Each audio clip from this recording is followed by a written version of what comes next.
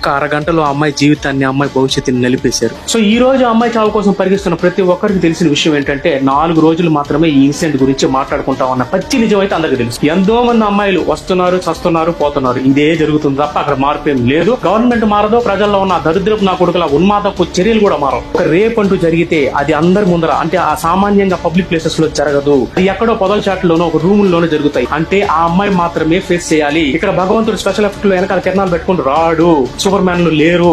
ఆ అమ్మాయి మాత్రమే, ఎవరైతే దాడికి గురవుతుందో ఆ అమ్మాయి మాత్రమే లేచి తిరగబడాలి. ఇంకొక నా కొడుకు అమ్మాయి మీదకి రావాలంటే, వచ్చపడేటట్టు అమ్మాయి చేయాలంటే మాత్రం ఖచ్చితంగా కరాటే అనేది, ఫైటింగ్ స్కిల్స్ అనేది కంపల్సరీగా నేర్పించండి. మీ ప్రాణం మీదకి వస్తున్నప్పుడు మీరు తిరిగి కౌంటర్ అటాక్ ఇవ్వడం అనేది ఎటువంటి పరిస్థితుల్లో తప్పవదు. ఇది రాజ్యాంగం కూడా చెప్తుంది. కాబట్టి ఖచ్చితంగా మీరు ధైర్యంగా ఉండండి. ప్రజలందరూ కూడా దయచేసి తల్లులు గాని, తండ్రులు గాని మీ పిల్లలకి కరాటే గాని లేకపోతే ఫైటింగ్ స్కిల్స్ గాని నేర్పించండి. అలాగే ఈ వీడియోని మాక్సిమం టు మాక్సిమం అందరికి షేర్ చేస్తూ జాగ్రత్తగా ఉండండి. స్టే ట్యూన్ టు తెలుసుకుందాం మరి.